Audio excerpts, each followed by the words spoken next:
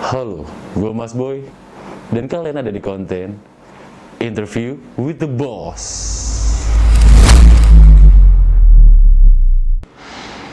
Oh ya, kalian juga bisa langsung skip video gue yang ini nih. Kan gue lagi banyak cerita ya, kebiasaan. Ya intinya gue mau apa adanya aja sih gitu. Kalian juga bisa langsung deh, buat yang mau ke kontennya itu ya kurang lebih 10 menit lah. Bisa kalian langsung skip di 10 menit. Itu tuh udah langsung masuk konten yang pertama. Itu tuh intermezzo gua bareng beliau yang lebih ngebahas profilingnya. Dan yang kedua, kalau kalian mau yang keduanya itu yang tips-tips bisnisnya, itu kalian bisa langsung skip di menit 20 atau 25 lah. Itu kalian bisa langsung skip di sana. Itu udah ada langsung kayak tips-tipsnya beliau itu seperti apa. Dan di yang part 3-nya itu ada di menit 35 itu tuh sekaligus conclusionnya. Jadi di akhir videonya itu dia ngasih tahu strategi bisnisnya untuk menghadapi corona itu seperti apa, kayak gitu sih. Dan kita masih ada di interview with the boss part 3, yang dimana part 3 ini masih ada sangkutannya dengan CEO dari Selaras Holding Group, ya Pak Edianto. Seperti yang kalian udah tahu sebelumnya atau yang udah nonton, kalian tahu kan, yang part pertama itu gue kan lebih ngebahas tentang perjalanannya dia, si Pak Edi itu bagaimana memulai usaha, lebih ke profilingnya lah untuk yang di part pertama itu. Nah, untuk yang di part 2 itu, gue kan di situ lebih ngebahas ke arah tips-tips bisnisnya dari beliau itu seperti apa. Dan yang sesuai dengan gue udah omongin juga, yang di part 3 ini, itu lebih ke arah strategi bisnisnya tadinya.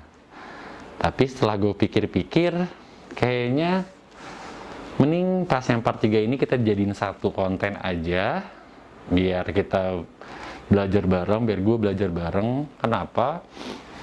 Karena ya gue pengen sih bener-bener di part 3 ini itu semuanya ada gitu. Jadi nggak gue cut-cut. Ada sih beberapa cut, tapi yang nggak cut-cut banget lah. Intinya gue juga di sini nggak pakai background sengaja biar kalian bener-bener bisa denger waktu pas kalian lagi tidur atau waktu pas kalian lagi ya ngapain, bisa beraktivitas gitu. Dengerin aja gitu. Nggak usah dinonton tapi bisa didengerin. Itu sih maksud gue. Yang harapannya ya buat kalian yang nonton, buat kalian yang mau bener-bener belajar bisnis bareng sama gue juga di sini, hayu gitu. Hayu kita belajar bareng bisnis bareng di konten ini gitu. Kita belajar bareng dengan yang udah berpengalaman banget. Kenapa ini gue mau jadiin satu konten? Karena ya lu udah tahu sendiri juga, dia juga udah pernah bilang ke gue, dia itu adalah salah satu orang yang udah banyak banget turunnya. Maksud gue adalah jatuh bangunnya itu udah banyak banget waktu pas krisis 98, salah satu contohnya, tapi dia masih bisa survive. Nah yang sekarang ini kan yang pandemi nih, ya semuanya turun lah, orang-orang pada stres buat yang usaha atau segala macam. Nah, dia itu tuh bisa lah kasarnya, bisa jadi panutan kita lah buat yang lagi usaha. Biar seenggak-enggaknya gitu ada jalan keluar lah, ada inspirasi lah. Gitu sih maksud gue. Ada inspirasi dari seseorang yang udah berpengalaman. Ya, apalagi ini alasan gue juga bikin durasi yang full. Ya, kurang lebih jadi sejam sih ya. Ini juga alasan gue biar apa ya, Indonesia lagi kayak gini cuy. Indonesia itu lagi corona gitu kan, lagi pandemi, terus belum lagi yang pemerintah mengeluarkan kebijakan baru, jadinya demo. Ya, gue juga nggak ngerti sih harus gimana. Tapi ini adalah salah satu cara gue lah buat kita semua. Kita harus tetap kerja gitu, kita harus tetap usaha buat kita juga, buat Indonesia. Ini jalan yang gue ambil gitu. gimana caranya kita sebagai manusia bisa berguna gitu. Karena ya gue harap kalian bisa dapat ambil hikmahnya lah dari pelajaran ini gitu, dari belajar bareng bisnis ini gitu. Karena ya gue juga nggak mau sih Indonesia rusuh dan segala macamnya itu.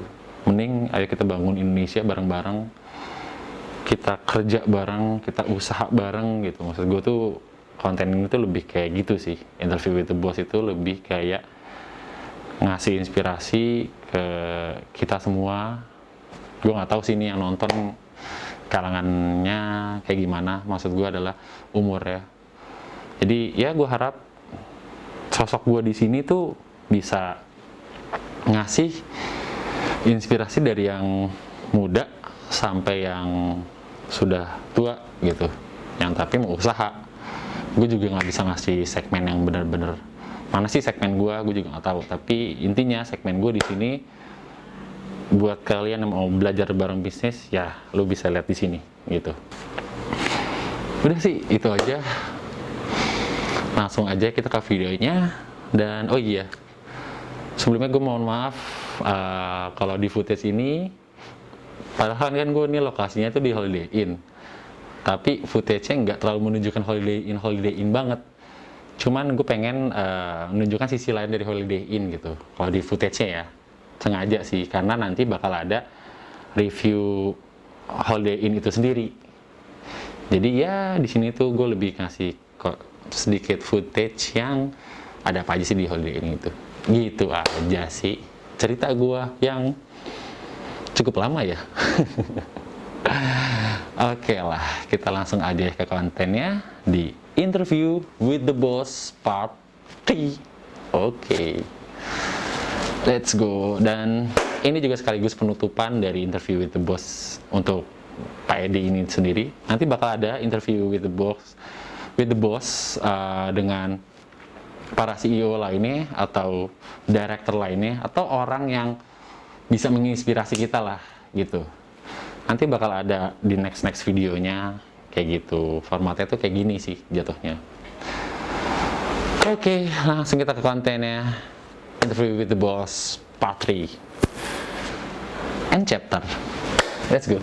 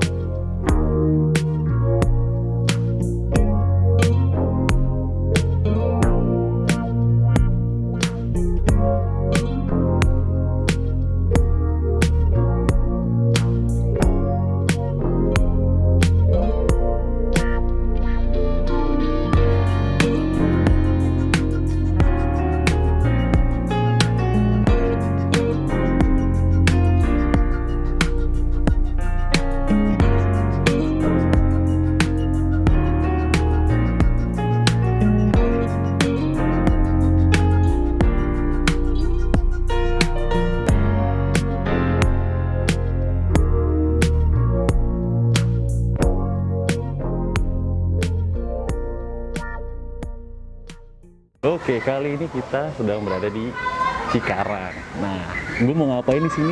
Gue mau nge-review bisnis nih. Yang punya ownernya Cikarang loh. Ownernya Holiday Inn Cikarang. Mau tahu nggak kayak gimana? Orang humble banget. Dan di sini tuh gue pengen belajar bisnis sama bapaknya. Yuk, saksiin kita yuk. Oke. Dan gue di sini mau ngapain? Ya pastinya ngomongin tentang bisnis. Dan kali ini tuh kita mau belajar bisnis bareng yang punyanya Holiday Inn Cikarang. Nah, gue udah ketemu nih Halo Pak. Halo Mas Bro, apa kabar? Alhamdulillah baik Pak. Mas Boy Pak, bukan Mas Bro Pak. Mas Boy, Iya. sorry. Iya Pak, santai Sorry. Pak. Iya, Nah, iya. Gini nih Pak, aku tuh kan Bapak, aku tuh pengen banget ini sih, belajar bisnis nih Pak, bareng Bapak nih. Oh gitu ya. Iya. Ini Pak, oh iya sebelumnya nih biar orang-orang pada tahu nih, Pak Edi itu pegang apa aja nih Pak, bisnisnya Pak? Oh, kalau kita di grup kita ada 3. Apa ya. tuh Pak? Pertama real estate, ya. Terus kemudian kedua hotel-hotel lah ya. Orang Hotel. nyebutnya hospitality. Hospitality right, Nah, oke. Terus yang ketiga healthcare. Kita Healthcare. ada rumah sakit lah. Oh, Itu yang terakhir gitu. kita kembangkan. Ya. Itu punya Bapak semua tuh?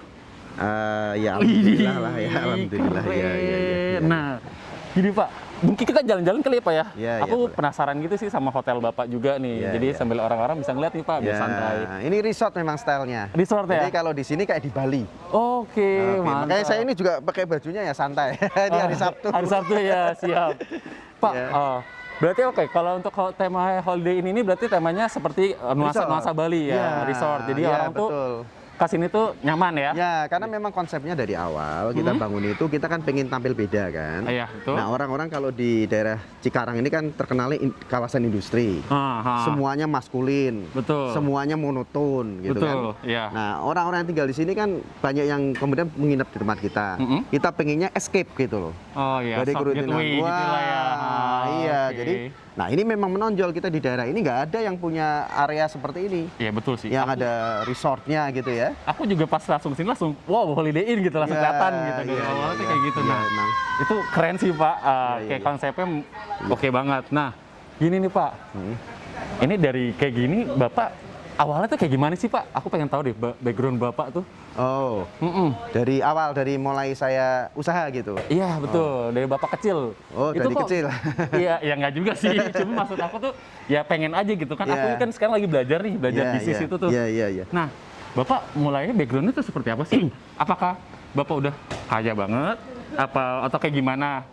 Kayak buat ya bisa kasih inspirasi lah buat orang-orang buat Iya. yang mau belajar usaha tuh kayak gimana Pak? Iya. Ya, sebetulnya kalau mau dilihat ya dari background keluarga, itu yang paling penting sebetulnya itu yang membentuk kita. Iya, Tapi betul. memang orang tua saya ini memang pedagang kelontong lah ya, atau toko sembako Awalnya di seperti kampung itu? ya, di kota kecil Di mana tuh Pak? di Batang.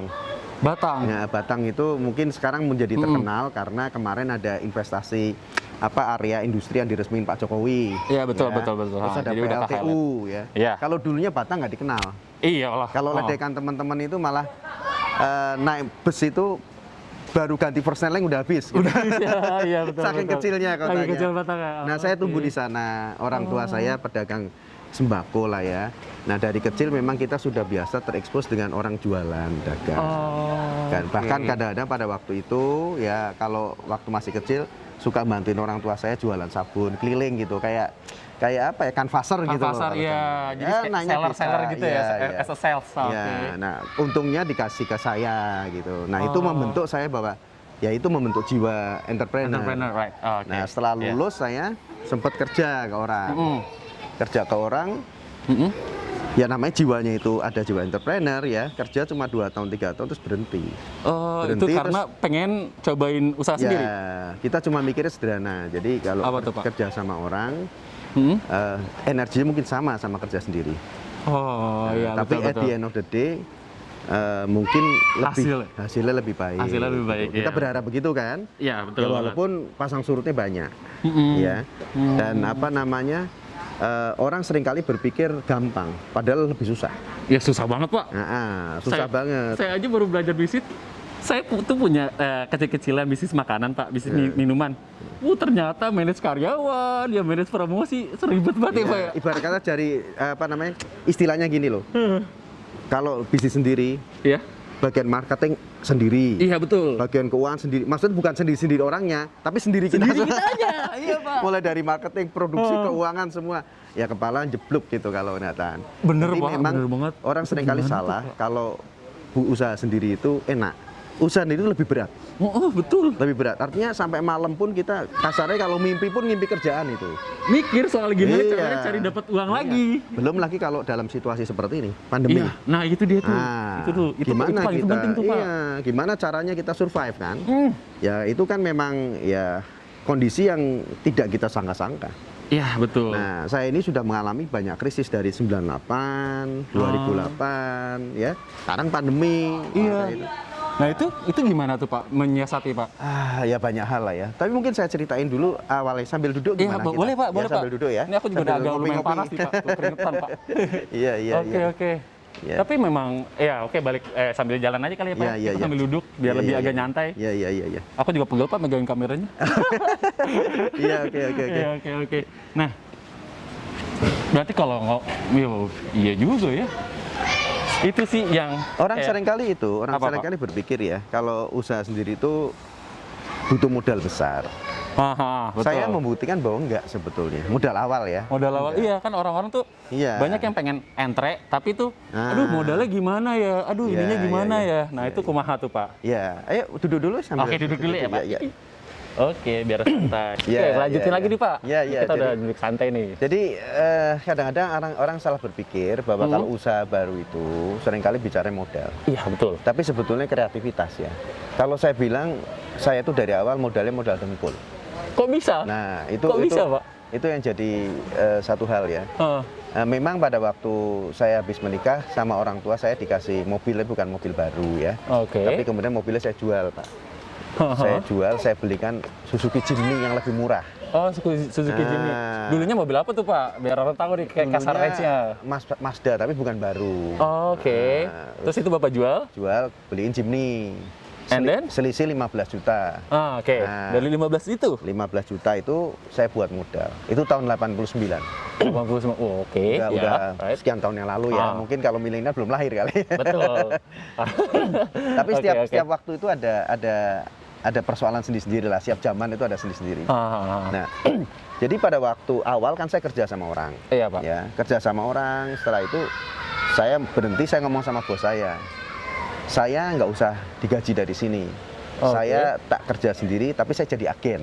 Oh, Nah, iya. itu iya. baru belakangan setelah saya baca-baca di apa namanya ya cerita-cerita Buku, buku iya. atau jurnal ilmiah Entra. juga.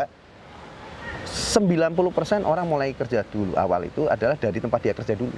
Oh, gitu. Based Ngerti on nggak? experience dia dulu. Ya. Ah. Jadi biar dia tahu merasakan bagaimana bekerja itu, bagaimana menghasilkan uang itu seperti apa. Ya, dia kerja dulu menjual barang yang hampir sama biasanya. Oh, oke. Nah, saya jadi agen dulu kan. Iya. Agen dulu waktu itu kita jualan solar water heater.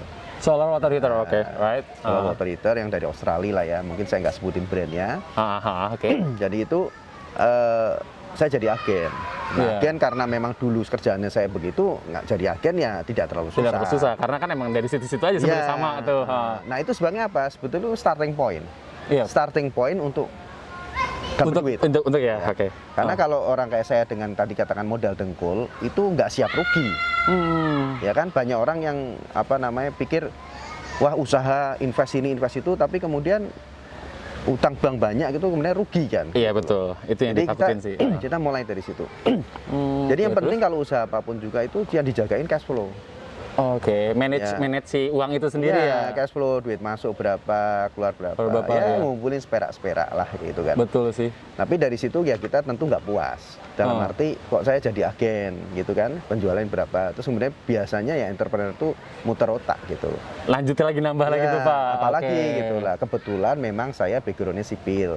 Oke, Ya, sipil. dari sipil, istri saya arsitek. Oke. Nah, ya jadi awal-awalnya istri saya gambar, ya, saya ngerjain. Oke ya. Bikin ya. rumah-rumah kecil gitu ya. Oke. Makin gede, ya toh. Tuh, jadi banyak. Ya, makin rumah size kecil, makin rumah size gede sampai bisa high rise building gitu loh. Alright. Oh, gitu. Itu perkembangannya. Perkembangannya. Dan juga orang bikin rumah kadang-kadang perlu furniture. betul. Betul Kemudian banget. kita bilang kenapa kita nggak bikin Sekalian furniture? isinya. Nah, ini yang jadi challenge ke kita adalah kita itu kan tadi nggak tahu apa-apa. Orang kita nggak ada yang ngajarin. Betul. Ya, kita jadi trial and error sendiri, berusaha sendiri. Bapak pun awalnya dari yang agensi solar itu sendiri Iya, kan? solar water heater itu kita agen. Nah, ini sekarang ini gimana caranya kita pengen masuk ke furniture? Iya. Tapi itu gimana tuh? kita nggak punya resource-nya apa? nggak punya kemampuan, nggak ngerti apa-apa, blank, ngerti nggak? Iya. Nah, Itu gimana? tapi saya tahu ada satu produsen furniture yang cukup banyak produksinya. Saya itu nongkrong di depan pabriknya dia. Nongkrong tuh Pak? Nah, di warung. Oke. Nah, warung ngobrol-ngobrol, nyabut tukang. Iya. Biasa kan? Betul ya biasa Ya, bajak dalam arti ya. Iya betul. Kita belajar bajak. Awalnya dari garasi kita bikin. Dari Awalnya rumah, garasi dirombak jadi tempat untuk produksi Workshop. furniture, workshop. Oke. Nah, saya baru belakangan tahu bahwa ternyata garasi itu sumber inspirasi. Iya betul. Iya, Kalau nggak salah ya, Mark Zuckerberg juga dari garasi. Banyak yang orang-orang luar itu pun luar ya. yang kaya raya itu startnya dari garasi. Ya. Sebenarnya dia ngulik dulu sendiri sih ya. Karena punya tempat yang Iya. buat dia ngulik ya. Iya, karena apa? Di rumah itu area yang bisa dimanfaatkan di rumah itu biasanya garasi. Iya. Iya, Apapun itu ya. Iya, mobilnya dikeluarkan udah kerja. Iya betul.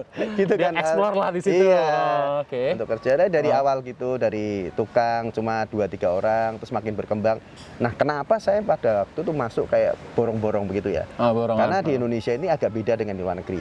Kalau di Iya. Indonesia itu, kalau kita jadi pemborong, kita dapat Oke. ya, terima kasih. Ya. Wah, pas banget nih, Pak. Ya. Makasih ya, Mbak. Aku juga haus sih udah keringetan. Oke. Iya, makasih. Terima kasih. Oke. Jadi apa namanya? Gimana tuh? Tadi sampai mana ya? Saya lupa. Tadi kita ngomongin pemborong luar negeri sama iya. yang Kalau Indonesia di luar beda. negeri kan nggak Gimana? ada DP. Kalau Indonesia tuh kebiasaan ada down payment. Down payment, Nah, oke. Nah, dengan down payment itu adalah modal awal.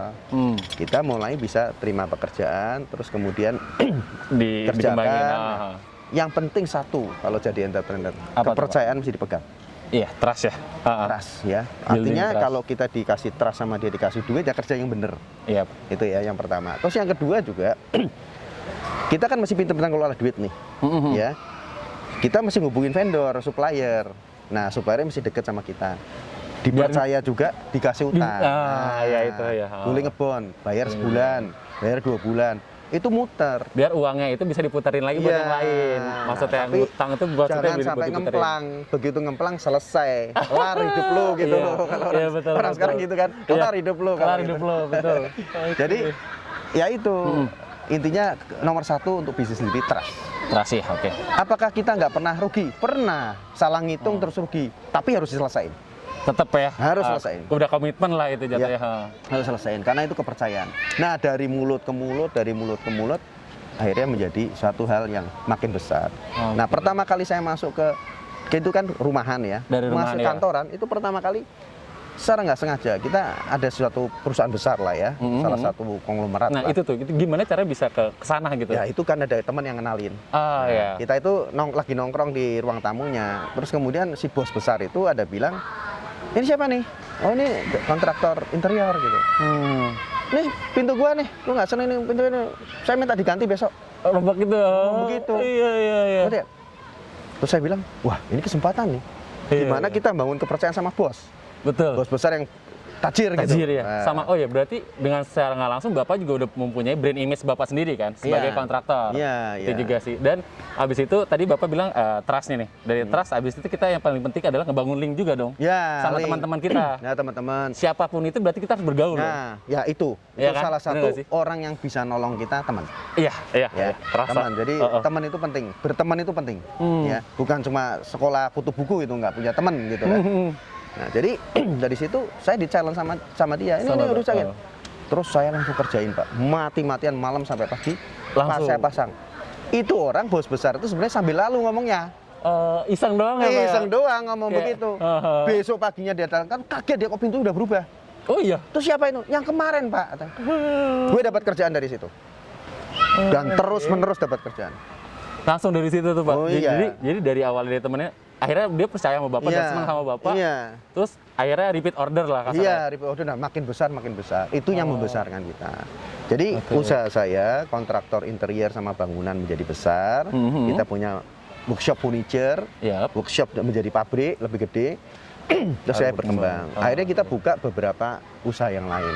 Dari duit itu yang kita kumpulin sperak-sperak kita buka. Puter tuh terus. Nah, ya. tapi ada yang gagal nggak? Ada Ya, yang itu kita pernah gimana? gagal. Pernah gagal itu contohnya misalkan kita pengen tahun berapa itu saya lupa 90-an lah ya. Iya, Wah oke. ini pengolah limbah bagus nih karena waktu itu gencar KLH gitu kan. Ya. Kita hubungin sama pengusaha di Denmark ya. Oke. Udah dia jadi agen di sini. Jualannya masuk, saya minta ampun. Karena pada waktu itu mohon maaf ya, pejabat bisa disogok. Oh iya, iya. Ngapain beli Indonesia pengolah limbah? seperti Iya, itu loh. ngapain beli pengolah limbah segitu itu. mahal? Ngerti ya? Udah bikin sederhana ini. Nah, itu saya nggak bisa jualan. Iya sih.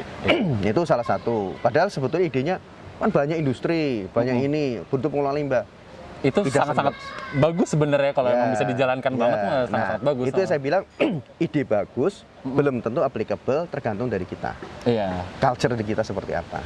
Iya, lingkungannya itu bisa Nah. adaptif nggak sama lingkungan yang kita serapin gitu. Oh. Saya pernah punya bikin travel agent juga. Oke. Gara-garanya dari mana? Saya ngerjain interior suatu perusahaan travel agent yang cukup besar. Saya bilang, waduh gila, sebulan omsetnya aja 10 miliar. Ngiler nih, Iya, iya. gue bikin dah. Gitu ya. Kayaknya nggak susah-susah banget. Nah, belajar kita. Kita belajar dari nol gimana sama itu, tapi alhamdulillah dengan belajar itu kita bisa ngebut karena kita punya passion. Nah, ini yang paling penting ini. Ya itu dia. Bisnis Bener, mau apapun juga, itu jiwa kita harus kita taruh situ. Iya. Ya, Harus sekarang kita sesuai nggak sih Pak? Pada akhirnya tuh kita tuh harus bisnis sesuai dengan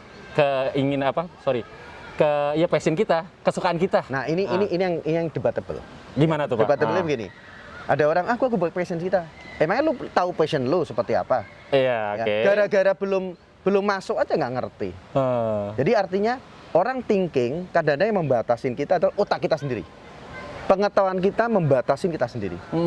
Karena ketidaktahuan kita taunya itu ya bisnisnya gitu-gitu aja. Iya, Nah, itu betul. pentingnya kita sering ikut dengerin orang punya entah itu seminar ya. entah itu sama teman-teman ngobrol, uteknya mesti dibuka. Betul. Sebenarnya paling penting itu kalau kayak gitu berarti bergaul sama sebanyak-banyaknya orang Iya, ya. iya, karena ide itu muncul dari situ.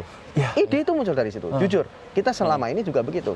Ya. Nah, ada beberapa kiat-kiat sebetulnya. Jadi tadi mulai bisnis ya. Yang paling susah, kebetulan saya ini kan termasuk mentor beberapa entrepreneur club. Oh ya, oke. Ya, karena memang saya entrepreneur udah lama dari 89. Kalau sampai sekarang mungkin udah 30 tahun tahunan. ya. Nah, 30 tahunan. Jadi jatuh bangun ya. Iya, itu Tidak dia selamanya matahari itu bersinar terang. Iya. Kadang-kadang redup ya, kelabu gitu ya, mendung, udah biasa. Ya banyak buku-buku ataupun orang-orang bilang 1000 kali jatuh asal 1001 bangun gitu. Terakhir bangun gitu, jangan Iya, terakhir iya, jatuh. iya, iya. Kan banyak yang ngomong begitu kan. Ya. It's okay. Tapi yang paling penting dari perjalanan saya jatuh bangun, usaha ini tutup, usaha ini buka, enggak semuanya itu berhasil ya. Walaupun akhirnya kita bermuara di 3 grup tadi ya. Iya, oke. Real estate, hospitality sama healthcare ya. Ya. Perjalanan panjang. Nah, sekarang kita lagi bentuk baru lagi untuk F&B. Tapi oke. F&B seperti apa? Nah, Iya, ini betul. yang karena banyak kan. Jadi yang perlu dicermati itu gini. Saya suka dalam waktu saya mentoring itu gini. Apa sih sebetulnya atau bagaimana sebetulnya Pak? Saya mulai bisnis dari mana? Selalu nanyain begitu. Iya, betul banget. Saya dari mana nih ngelangkah? Gitu kan? Pak, kadang-kadang kalau kita salah masuk, jadi salah masuk nih ya, masuknya terlalu cepat kita nggak mikir, blek masuk, terus kita kan berusaha mempertahankan apa yang itu. Kalau enggak mbok kita, mami kita, ibu kita ngoceh kan, ya, lu betul. ganti-ganti terus bosen, lu nggak bisa kerja kayak gitu kan. Iya, itu mental ngerti itu nggak? sih. Iya. Nah, jadi artinya apa? Ya untuk ini tuh kita mikir dulu bisnis apa yang kita masukin. Nah, industri apa yang kita masukin. Jangan sampai industri yang kita masukin industri yang sudah tenggelam. Oh, oke. Ibarat kata kayak aliran sungai dari gunung ke laut. Kalau kita numpang perahu di situ, kita ndayung set ikut aluran. Iya. Bayangkan kalau industri itu udah sunset, industri itu udah nggak menarik, kita masuk ke situ, kita kayak ngelawan arus. Tambah ya. Energi kita besar, nggak ono duitnya mas, Iya, betul. nggak ada betul. hasilnya. Betul sih. Jadi pemilihan industri itu jangan buru-buru. Penting juga ya. Penting dan pemilihan. kita mesti mikir, cari denger, cari ini, masuk ini gimana. Riset lah jatuhnya. Ya. Kita Nah, riset. yang paling penting apa sebetulnya? Apa Bisnis industri.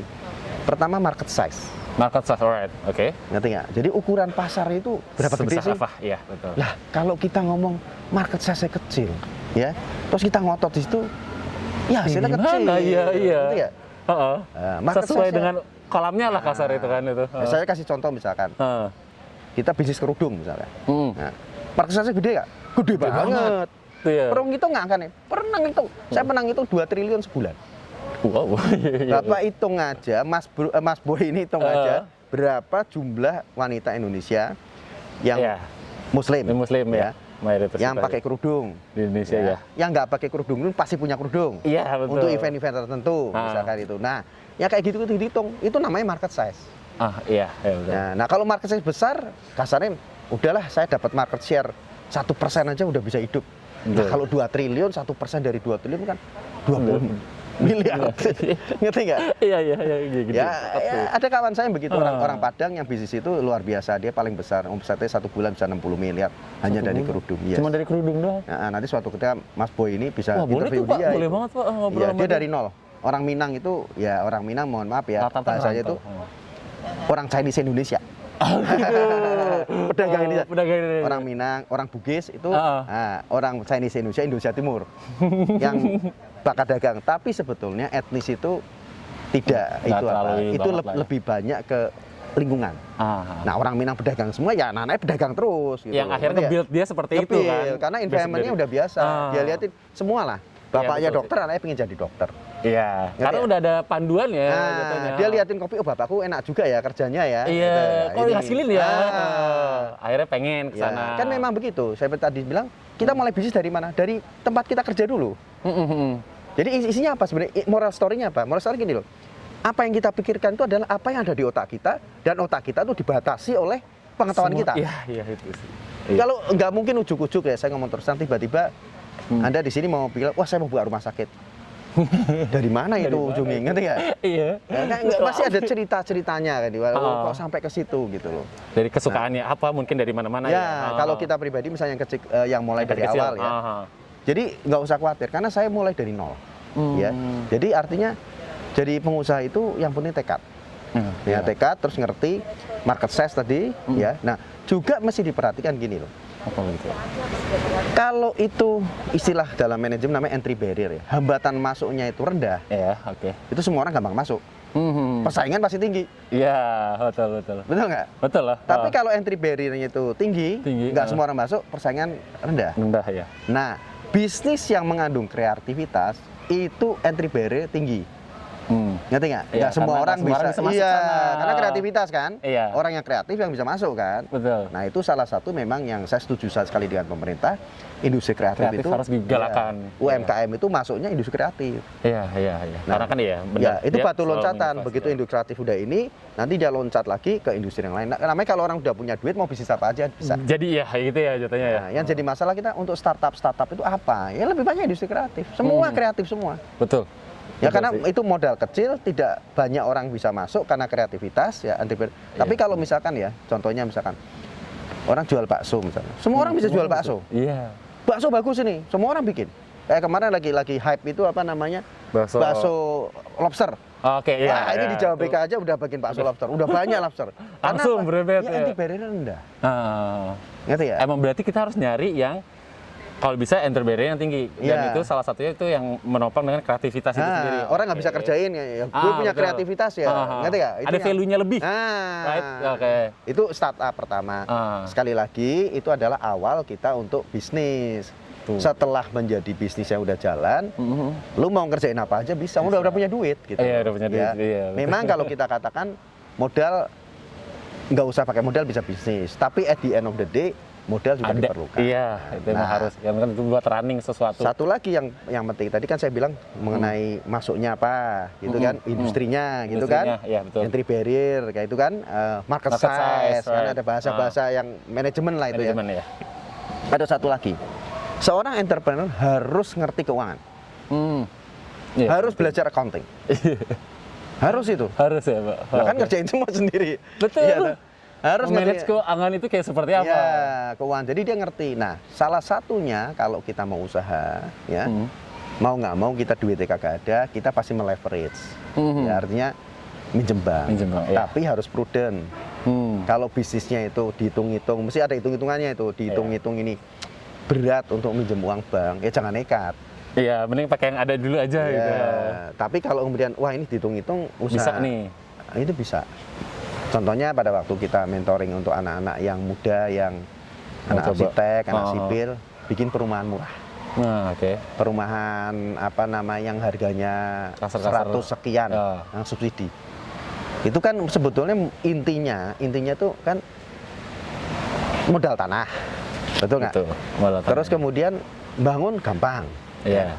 Nah modal tanah itu yang jadi masalah tergantung kreativitas kita. tergantung koneksi kita. Oke. Ada banyak anak-anak muda yang kita mentoring, dia bisa kenal sama Pak Haji Kaya, yang tuan tanah. Yang punya, iya, punya tanahnya sendiri. Ya, bahasanya sederhana. Pak Haji, tanahnya berapa? Saya mau beli. Bahasanya gitu kan. Iya, betul. Pak Haji punya tanah misalnya 10 hektar. Saya mau beli. Pak Hajinya kasih harga kan. Misalkan kasarnya 200.000 per meter. Ya, ini kan bukan di kota ya. Iya, kasarnya aja seperti itu. 200.000. Pak Haji, saya beli 225.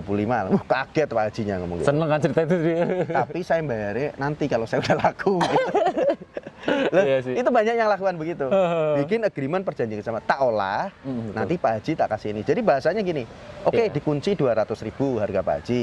Iya. Kita kerjasama, kalau ada hasil, upsetnya buat bagi lagi, Iya. bagi lagi Pak Haji. Mungkin 50-50, Iya. bisa kan? 50% saya seperti bagi. itu. Lah wong kita nggak punya modal dengkul ya, ngerti ya? Iya, ngerti, Modalnya ngerti. kita gambar aja. Nah, terus apa yang Si dilakukan? seni itu sendiri ya. Orang yang subsidi itu pasti membutuhkan pendanaan financing. Ya kan pemerintah sudah ada. Siapa yang narik BTN? Berarti ke BTN kan? BTN, ya, Nah, kerjasama itu hubungan kita itu semua itu penting sekali. Iya, koneksi Makanya itu semua. koneksi. Jadi kerja sendiri itu bukan sendirian gitu loh. Artinya sendiri dan teman-teman yang diajak dirangkul Iya, semua. betul. Jadi kita juga memanage semuanya itu sih sebenarnya. Iya. Yang sulitnya kan sebenarnya si entrepreneur itu adalah memanage itu semua itu sendiri tuh. Jadi hubungannya luas. Jadi Iya. dengan perbankan Sama-sama dengan luas. luas. Hubungannya. Jadi akhirnya toh bisa bangun komplek perumahan mulai dari 1 hektar. 1 hektar itu bisa jadi 70-an rumah sampai Iya. 100. Dari situ lah. Dari situ bisa untung-untung bisa punya kompleks yang gede. Sendiri. Dan itu banyak sekali. Iya, Nah, salah satu yang terkenal misalkan Elang misalkan. Itu dulu siapa? Ngerti nggak? Iya, Tapi dia bisa punya komplek perumahan-perumahan yang elit. mulai mainnya Mitlo punya ya, orang subsidi. Tapi lama-lama ya dari komplek itu sebagian dijual Mitlo, sebagian mid high. Yang Iya. marginnya lebih gede. Iya, Itu perlu proses. Ngerti nggak? Jadi itu proses. Itu semua bisa diadakan.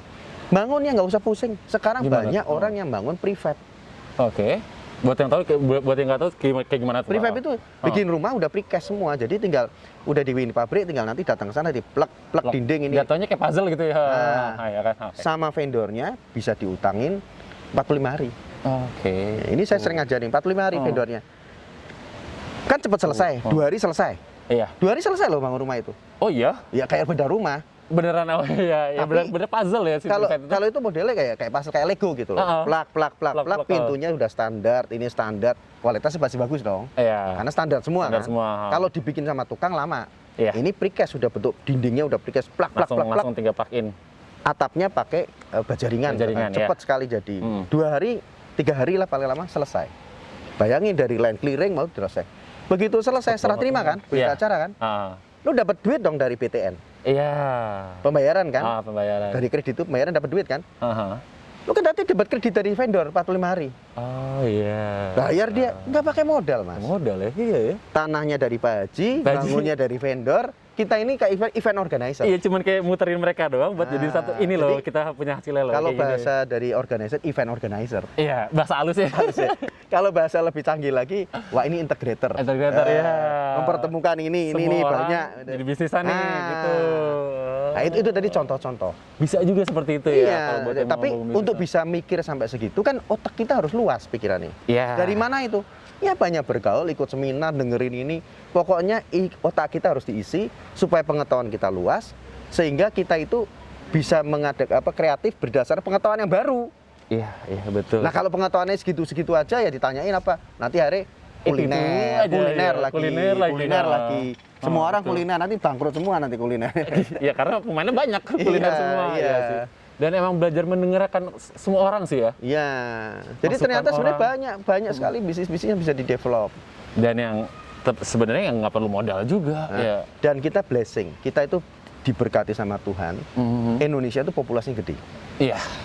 Ya, Benar, itu nomor benar. satu, Itu. populasi gede. Kalau di Singapura Satu tuh susah, gede bisnis loh. susah, cuma 3 juta orang susah. Ya, betul. populasi gede, satu. Konsumtif. Nah, kedua, ya orang bilang demokrasi bonus. Iya. Orangnya usia ya 15 sampai 45 atau 50 itu banyak. Which is, ini rakus semua ini, apalagi anak yang muda nih, rakus kan? Iya. Anak muda pengen baju. Kalau udah tua, ibu saya yang sudah 80 tahun nggak beli baju setahun mungkin cuma sekali, cuma satu. Iya. Ngerti ya? Udah bukan masanya lagi Iya, lah. tiap hari pakai daster gitu loh. Ya. Nah, jadi ini mereka rakus ya, rakus untuk itu. Nah, itu adalah market. Iya, betul. Nah, kita ini sebetulnya saya ngomong sama para entrepreneur harus sadar, Indonesia ini marketnya gede banget. Iya. Gede banget memang. Gede banget, bukan gede banget. Orang luar Buktinya aja apa? ke sini. Ah, Iya. Aku juga ngobrol sama orang luar itu datang ke sini untuk ngerti nggak? Market di Indonesia, market jadiin market. Ya, Iya. kita di sini Jawa BK ada banyak pabrik mobil, betul nggak?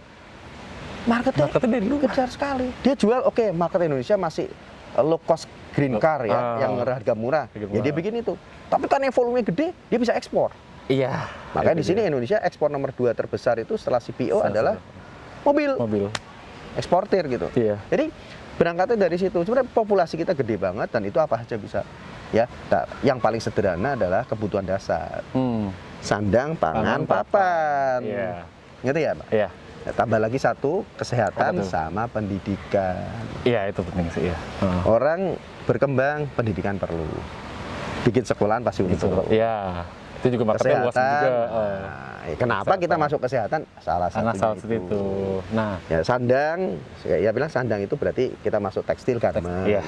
Ya, saya nggak masuk ke situ. Papan itu berarti rumah. Nah, saya masuk situ real estate. Karena bagaimana juga orang butuh rumah. betul, butuh tempat tinggal. Iya, tempat tinggal, kawin, pisah sama orang butuh rumah. Iya. Ya, kalau kita bisa create suatu apa gimmick-gimmick yang daripada kontrak bayar segini, kontraknya buat cicilan. Nah, kayak gitu-gitu.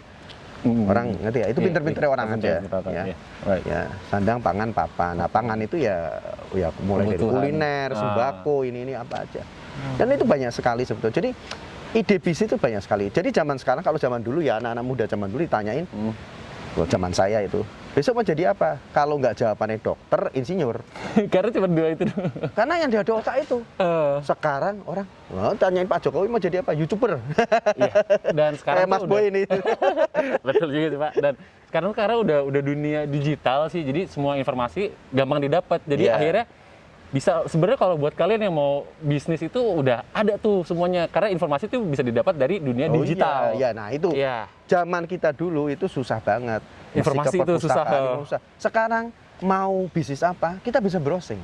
Iya. Cuman di Mau- rumah aja lagi. Iya, maksudnya mau cari ide bisa browsing. Terus kemudian mau membandingkan meriset nih, oh, berapa bisa browsing. Iya, langsung ada kok semua gitu. Ah. Data statistik segala macam ada semua. Apalagi kalau Google itu luar biasa. Google itu udah megangin semua karakter masyarakat kita. Dia udah mangsa pasarnya. Luar biasa. Jadi kalau mau cari itu ya data dari Google juga bisa, dari ini bisa. Oke. Berapa sih wanita di daerah Cikarang misalkan? Iya, ya. untuk Terus- ide Iya. bisnisnya ya. Terus betul. kemudian sampai dia handphonenya pakai apa? Handphone menunjukkan bahwa itu strata. Data, ya. Terus, Anda mau buka apa? Saya mau buka salon. Misalkan, oh salon wanita ini, oh dia meet up berarti dia masuk segmen mana? Segmen, Sekarang gampang banget. Iya, betul. Jadi saya bilang, ya walaupun kita bukan pendidikan di manajemen ya, tapi ya kita melek, ngerti Ya. ya? Artinya kita belajar dari senior-senior kita, bagaimana kita melakukan riset bisnis. Jadi sebelum masuk jangan main gludak masuk aja. Gue pokoknya mau ini hajar dah. Oh, nggak bisa. Nggak bisa Itu gitu salah. lah ya. Itu ada yang Kan apa, katanya yang ada kayak ngomong- gitu tuh. Iya, ada yang ngomong gitu salah.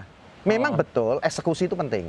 Jadi Iya. jangan plan-plan terus. Tapi tanpa plan juga kita ngawur. Iya, betul. Akhirnya Sama. nanti kita ngutek di situ kita kehabisan duit. Lah kita seperti tadi saya bilang, kita ngutek di suatu masalah yang sebetulnya nggak prospektif Nggak bisa bisnisnya. yang udah sebenarnya emang Market udah. saya, iya, market saya sudah rendah. Iya, Terus betul. ngapain kita masuk situ? Orang ninggalin kita masuk gitu. Iya. Nah, itu jangan sampai kemudian terjadi begitu. Nah, kita mesti riset banyak sekali sekarang gampang banget. Yang paling gampang apa? Orang sering kali gini loh. Keliru. Kalau jadi entrepreneur tuh udah harus jadi inventor, penemu. penemu, ya. Siapa bilang? Enggak kok. Kita ngomong terus terang ya. Bisa KFC ATM ya itu. nggak sih, Pak? Iya, KFC itu apa? Memangnya di luar negeri dulu nggak ada yang bikin ayam goreng? Ya banyak. Iya. Cuma dia melakukan inovasi Inovasi, sistemnya. iya. Kayak tadi mungkin ada yang perlu nonton perjalanannya McD itu. The Founder itu ada The Founder of filmnya. McD, iya. Nah, The Founder itu bilang gimana mereka itu sebenarnya orang bikin burger itu banyak. Bahkan Iya. burger itu aslinya dari Jerman, tapi yang populernya Amerika. Amerika. Kenapa? Orang Amerika jago bikin sistem. Iya. Inovasi. Nah, itu kita sendiri ngomong sih. terus terang misalnya nasi Padang. Nasi Padang itu populer di Banyak, Indonesia, iya. tapi belum ada yang bikin sistem loh. Belum ada yang jagoan sama nasi padang, mungkin sederhana oke lah. Oke. Ya, tapi belum ada orang kita yang bikin sistem sedemikian rupa. Kita Yang kalah sama benar-benar itu. Vietnam, kita kalah sama Thailand. Iya. Restoran Thailand udah banyak macam-macam. Betul, Dia bikin iya, sistem investnya. dan ini menduplikasi. Tapi ya kita udah mulai gitu. Jadi kekuatan di coba sistem lah itu itu ya sebenarnya. coba. Jadi kalau kita bisa bikin satu, kenapa kita nggak bisa bikin dua? Ya itu namanya scalability. Jadi kita naikin bisnis itu masuk. itu, Ya, ya. Jadi kita masuk bisnis itu bisa digedein nggak? Expand ya. Nah, kalau di expand berapa sulit? Nah, itu namanya scalability. Iya, Jadi kita kalau itu bisnis, ya kita mesti lihat dari situ. Jangan kemudian bisnisnya kecil terus gurem terus. Nggak bisa di scalable gitu. Harus ya, memandang luas lah ya. Ya, bisa nggak saya bangunnya kenceng banget. Iya. Dan kita benar-benar 95,9% ya, itu orang itu akan gagal. Pasti ada gagalnya nggak sih, Ya. Pak? Atau aku juga Kemungkinan besar pernah gagal. ini sih, pernah kayak dengar gitu, Pak. Kalau mau entre, lo tinggal milih kapan jatuhnya deh. Ya. Itu kalau karena udah pasti jatuh ya nggak sih, Pak? Ya pasti. Maksudnya gitu, Pasti Pak. ngalamin. Kami malam. Ada jatuh lah gitu. Ya, yang penting bisa berdiri lagi. Iya, itu dan gimana cara kita survive dari kejatuhan itu. Nah, ini satu hal yang tips dari saya begini. Orang itu jatuh ya, terus kemudian yang penting bangun lagi. Tapi keseringan jatuh juga kita bonyok. Betul nggak? Ya. Nah, bagaimana caranya supaya nggak Gimana jatuh? berkembang? Ya kita belajar dari orang. Kalau orang sudah melakukan dan salah, ya kita jangan ikut-ikutan salah. Iya. Kalau dia aja nggak 2-3 kali jatuh, ngerti nggak? Ya Lubang kasarnya yang sama. jangan jatuh di lubang yang sama, ya nggak sih? Karena udah ada yang Iya, ini nih. betul. Itu banyak sekali. Jadi Iya. misalkan orang melakukan suatu misalnya bisnis sesuatu ya, saya nggak bisa kasih contoh yang realnya, Real, tapi ya. bisnis sesuatu, terus kemudian kita lihat orang itu ambruk gitu dengan itu. Terus kita ikut-ikutan dengan nyontek sama dia. Abruk juga. Melalui jalan yang sama, udah tahu jalannya macet, dimasukin juga ya Masih macet. aja ya itu salah sih ya. Iya. Ya, memang sih betul. Itu banyak lah. Mungkin teman-teman yang dengar ini juga tahu mungkin oh iya gue gitu ya. Saya lihat dia jeblok gitu. Kok aku ngikutin dia jeblok Jatuh gitu. juga. Nah, oke. Kita ngomongin masalah itu jatuh. Sekarang nih, kan ini lagi Covid ini nih, Pak. Ya, Ini ada sedikit penurunan nggak? Udah pasti ada kan? pasti, Pak. Pasti kan? Semua ini dunia ukurannya, bukan cuma Indonesia. How to survive it? Nah, ini sebetulnya ujung-ujungnya kan kalau kita ngomong usaha, itu kan profit and loss. Yap. Jadi kalau di keuangan, makanya orang-orang entrepreneur itu harus ngerti keuangan. Jadi profit and loss itu isinya apa? Pendapatan, harga pokok, ngerti kan? Terus kemudian Iya, biaya-biaya APP, sampai untung. gitu. Nah, kita dalam kondisi gini ya kita mesti harus untung bisa survive kan, ya kan? Berarti kita harus efisien, nekan semua biaya, pengurangin semua, ya. Semua harus dikurangi apa-apa. Tapi blessingnya ya, ini pengalaman saya juga. Gimana? Dengan adanya pandemi ini, saya justru kemudian tadinya nggak mikirin, sekarang wah ternyata kita tuh sebenarnya boros. Nah, kita nggak sadar bahwa misalnya kayak hotel ini ya Pak ya. Iya betul. Hotel ini ternyata kok listriknya tinggi. Terjadi gimana begitu apa namanya Pasti menurun, loh kok listriknya masih bayarnya tinggi? Kan kita bilang, apa yang terjadi ini? Dicek sama kita, wah ternyata ada sebenarnya air bocor. Air bocor, pompa jalan terus. Ada hikmahnya juga lah dari situ. Selalu ada blessing in disguise. Berkah betul. di dalam kesulitan ya. Iya, Artinya apa? pasti sih. Dari situ kita lihat, oh ternyata ada dari situ ya, ada namanya intrinsic cost. Biaya yang minimum kita nggak bisa persegi. Iya. Nah itu kita tahu, oh jadi biaya sekian. Ngerti ya? Dari situ kita tahu kayak misalkan pemakaian listrik ya. Listrik yang besar itu bukan lampu. Yang gede itu AC, Iya. pompa, fan, Fan, ya. Fan itu termasuk kayak misalkan Si kalau blower kita, itu. blower, orang right. bikin kuliner itu. Mungkin dia nggak sadar, blower itu nyedot. Kejedot. Itu berapa ribu watt. Nah, itu kita lihat oh ternyata ini kurangi. Mungkin juga karena orang kita kebanyakan.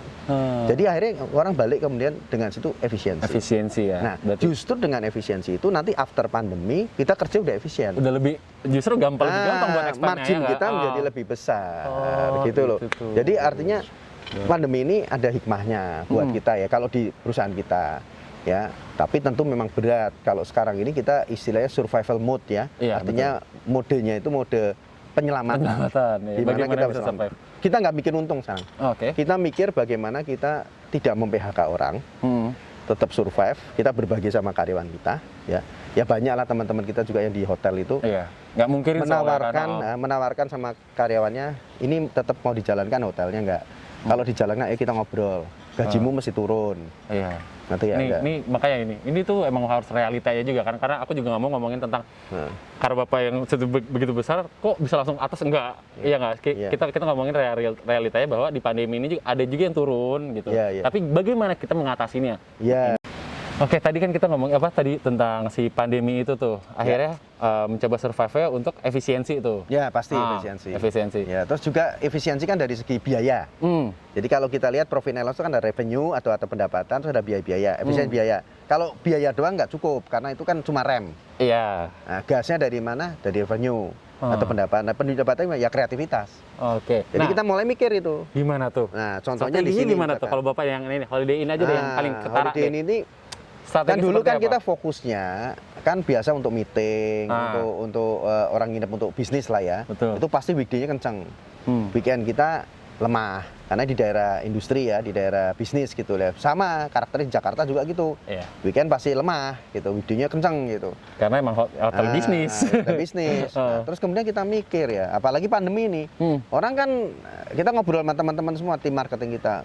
Orang kan bosen juga di rumah ya. Betul, Mulai bener dari banget Maret, sih. April, Mei ini udah 6 bulan, 7 bulan, 4 bulan aja udah Iya. mabok udah. Mabuk, ya. Pak.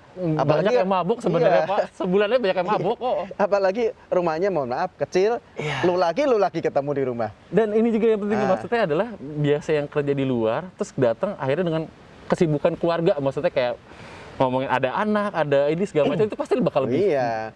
Stress Iya, out kayak mami-mami itu mbok-mbok ini udah sepaneng aja Iya di rumah. sih, iya. Ngerti nggak? Biasa Biasanya keluar. anaknya biasa sekolah kan? Iya. Nah sekarang anaknya di rumah, rewel. Anaknya juga bosen karena apa? Di rumah terus. Di rumah terus. Iya kan? Nah. Nah, kemudian kita mikir nih ini kayak gini kayak pasar nih. Iya. Ini pasar Betul. nih, pasar nih. Iya, betul. Ya. Tapi tentu kita tetap menerapkan protokol kesehatan. Akhirnya kita jualan weekend. Oke. Nah, kebetulan memang tempat kita ini desainnya resort kan. Oke, ngomongin tadi kan berarti siasatnya tentang si kreativitas itu sendiri Ya, untuk di jadi masa pandemi ini. itu ya tadi kalau ngomong sederhana kita ada guidance-nya yaitu ngurusin pendapatannya sama ngurusin biaya. Oke. Gimana kita coba menambah pendapatan dari apa saja yang kita punyai. Iya, betul. Gitu loh. Apapun bisnisnya lah. Ya itu termasuk efisiensinya juga nggak sih? Ya. Mengefisiensi tempat gitu. Ya, tempat efisiensi dan sebagainya. Ya itulah kuncinya cuma dua Kuncinya sih. seperti itu. Dan kreativitas, right? Ya, untuk menciptakan itu ya perlu kreativitas. Iya, gitu loh. oke, Betul, oke. betul. Oh, jadi Karena seperti itu ya. Itu makanya ini masih bisa survive. Aku juga soalnya kok masih ada lumayan datang banyak lumayan lah banyak, gitu. ya, banyak, dengan banyak. aku juga kesini dengan protokol yang aman tentunya Ya, ya. ya, Jadi ya, kalian tenang aja kalau mau kesini tuh pasti aman. Karena Ya, udah dicek-in, body check up ya, segala macam dengan hand satpam pakai sarung sanitizer, tangan, ya. iya. Semua Semuanya aman. tim kita juga pakai Masker. alat APD. APD lah. Senjatanya gitu. kayak Oke. Jadi aman semua sih. Ini Aman, mungkin aman. strateginya. Jadi aku sebagai konsumen feeling trust jadi Ya, aman ya. lah kasarnya Ya, gue kalau penting, hotel ini penting. tuh aman. Ya misalkan contohnya misalnya keluarga ya, dia mau berenang di public area, very public area, misalkan di waterboom atau Waterboom, apa, ya. itu kan banyak orang sekali kan, tidak private. Iya. Kenapa nggak di tempat kita? Why not gitu di sini di mana poolnya itu luas ya, Luas, resort. Di sini lebih private. Udah gitu dapat makan pagi lagi. Iya, Kalau di breakfast itu kan ya, waterboom, ya, Betul, udah betul. tinggal, ya kan? Oke. Ya tapi terkontrol. Memang nggak bisa. Kita juga akan batasin. Nggak Oke. mungkin kita terima Berapa orang tuh banyak. gimana? Iya, nggak mungkin kita terima banyak seorang sekali. Ada. Ya kita pembatasan penting juga lah. Iya, betul. Karena kita harus sadar bahwa kalau nggak dibatasin penularan bisa ada. Dan malah jadi masalah lagi. Ya, itulah. Oke. Terima kasih. Tapi banget, karena Pak, itu taman gitu. kita besar sekali, jadi ya kapasitas cukup besar sih. Iya, betul. Nah, oke. Tadi kan kita udah ngomongin tentang masa pandemi nih. Mau balik lagi ke coba terakhir nih Pak. Aku pengen minta kayak tadi tips-tips Bapak tuh. Kalau kita konklusiin berarti kalau dalam seorang aku mau belajar bisnis nih sebagai seorang pebisnis berarti harus tahu ada namanya market share and then apalagi tuh Pak? Jadi market size ya. Market size. Iya, market share, sorry. Ya. Maaf, Pak. Ya, yang pertama gini, pertama jangan gerusa-gerusu. Iya. Ya, kalau mau mulai usaha baru. Oke. Kedua, pilih industrinya Sesuai. yang benar. Ah. Yang benar itu apa? Yang market size gede. Ya. Ya, yang industrinya lagi growing. Jangan industri sudah sunset. Oke. Lawan arus tuh, ya. Kalau dari sekarang mungkin karena sekarang digital bisa nggak tuh Pak? Itu digital termasuk yang lagi Iya, growing Ah. betul, tapi hati-hati. Semua masuk ke digital, jadi tadi kaitannya sama entry barrier. Entry nih. barrier, nah ya itu dia Ya. baru mau ngomong. Jangan sampai kemudian kita masuk usaha yang di mana entry barrier rendah atau hambatan masuk rendah. Artinya semua orang bisa keluar masuk. Ya, Nah, itu. biasanya yang Baru kayak mau gitu ngomong. kompetisinya tinggi banget. Iya. Pertanyaan, betul. Anda bisa survive dengan kompetisi. Nah, itu dia ya. Artinya makanya. adu kreativitas. Adu Mas. kreativitas ya, betul. Ya, kalau Itu, adu betul. kita kalah kreativitas ya kita nggak laku gitu loh. Iya. Ya. Berarti harus di riset lagi dong. Nah, kan Nah. soalnya aku tuh pengen ya sekalian agak openin dikit kayak semua orang karena sekarang di zaman dunia digital berarti harus digital banget. Enggak juga kan sebenarnya ya harus di riset yang penting lagi. juga jangan ikut-ikutan juga. Iya betul itu. Contohnya misalkan orang banyak bikin digital terus kemudian bikin marketplace. Iya. Ya. Yang berguguran banyak banget, Mas. Jangan bandingin sama Tokopedia yang udah stable di sana. Stable, ya. Berapa banyak? Mana baca koran yang marketplace itu yang bangkrut banyak. Nggak gampang. Ya toh. Jadi lebih ke sekarang karena pemainnya udah banyak ya lebih ke segmented gitu loh. Apa aja bisa. Bisa lah, lebih ke niche market lah ya. Ya sebetulnya bukan nggak harus niche market. Contohnya misalkan orang perlu digital marketing, ya kan? Atau digital marketing. Kita bisa bisnisnya adalah content marketing. It's part of digital marketing. Ya kita punya bisnis ya kalau ini modalnya pas-pasan, tapi kita utaknya jalan gitu. Kita kreatif bikin konten. Iya, betul. Bikin blog, ini jual sama orang kan. Ya orang juga perlu konten untuk backlink gitu lah ya, kayak gini-gini dan sebagainya. Itu satu. Terus yang kedua juga di samping konten, ya itu search engine automation kayak gitu-gitu kan. Ya, terus didik para ini dididik bahwa sebetulnya Anda punya web aja tuh nggak cukup gitu loh. Bahasanya begitu. Nah, itu bisnis itu banyak. Ya. Dari mana kita bisa dapat? Kita lihat aja di YouTube lah. Semua udah ada sekarang informasi yang didapat ya. Mau belajar itu cepat. Ya. Balik lagi. Oke. Tadi kan udah berarti kita juga harus tahu industrinya. Ya, terus kemudian termasuk tadi market size-nya. Iya, market size-nya. Ya. Terus kemudian salah satu yang lain ada scalability. Scalability ya. Kan kita mau bikin usaha kan mau besar. Iya. Scalable nggak? Artinya mudah diduplikasi. Kalau segitu-gitu aja ya kita bilang ya udah prionasi kita cuma segitu. Tapi kalau bisa dengan mudah direplikasi, itu bisa besar. Nah banyak usaha-usaha yang sebetulnya mulainya kecil tapi direplikasi. Iya. Tapi banyak juga usaha-usaha kecil yang tidak bisa direplikasi karena depends on kita. Iya betul sih. Ngerti nggak? Misalkan contohnya misalnya salon itu nggak terlalu mudah direplikasi karena kalau tergantung dari kita aja sendiri, kita yang gunting gitu. Tapi kalau kita bikin sistemnya salon, ngerti nggak bisa? Itu bisa direplikasi. Betul ya, sistem itu sendiri sih ya. Jadi bertumbuh pada sistem. Jadi bisa ke-expand kan tanpa without kita juga gitu. Bertumbuh pada sistem, jangan bertumbuh pada skill kita satu orang. Nah, itu intinya sih jangan ketergantungan pada satu orang tersebut ya kan. Kalau bisa satu orang tersebut ada sistemnya. Ya, sistemnya. Kita jual sistem itu sendiri. Betul. Oke. Nah, membesarkan banyak. Membesarkan tuh kalau liatin wah ini bisa pakai sistem waralaba. Kalau kita nggak punya modal, ya toh? Bisa sistem kerjasama, ya lokasi dan sebagainya banyak sekali. Banyak orang yang sebenarnya punya lokasi misalkan. Tapi dia nggak ngerjain. Gitu. Kalau kita datangin, apalagi sekarang pandemi ini peluang. Ya. Bayangkan banyak sekali perkantoran atau apa itu tutup. Iya. Terus kalau dia juga perlu duit kan. Kalau kita, Mas, aku punya ide, tak ajak kerjasama, mau nggak? Kita bikin apa gitu studio? Bagi hasil. Iya. Nah, kan kita nggak nyewa. Iya betul. Dia bilang daripada nganggur juga, ya sudahlah gitu loh kan. Hayulah gitu ya. Itu banyak. Sekarang itu jadi selalu di dalam ada krisis atau ada persoalan ini selalu juga ada kesempatan. Pasti ada peluang lah dimanapun itu ya. Yang penting jangan nyerah aja sih sebenarnya. Betul. Kalau sebagai seorang pebisnis siapa ya? Iya. Oke. Itulah intinya gitu. Oke. Waduh banyak banget ya. Tadi kita ngobrol tuh. Ya itu perjalanan panjang saya juga 30 tahun. Iya itu juga ya. Belajar dari jatuh bangun terus kita melihat esensinya. Apa sih kita tarik kesimpulannya? Oh mesti begini. Iya aku juga ngeliat Bapak juga soalnya. Jadi aku belajar nih selain dari kata-kata Bapak dan ini kepribadian Bapak. Aku banyak belajar dari kepribadian Bapak. Gimana cara menangani masalah, cara ya menangani masalah dan memperbesar si bisnisnya itu sendiri gitu. Wow, udah banyak banget deh guys. Nah itu penting banget tuh buat kalian semua. Aduh, hatur nuhun pisan nih Pak. Mangga. Hatur nuhun jadi Sunda karena ini Jawa Barat. Jawa Barat iya. Karena ini Jawa Barat, Pak Sunda. Oke. Terima kasih banget Pak udah mau di interview, udah mau diajarin bisnis biar aku juga bisa. Ya, sharing sharing knowledge kan. Iya Pak, biar aku juga nih bisa survive lagi nih di bisnis aku yang kecil-kecil ini sih. Aku masih kecil-kecilan, belum terlalu gede-gede banget lah, belum berani. Ya, semua kan gede dari kecil.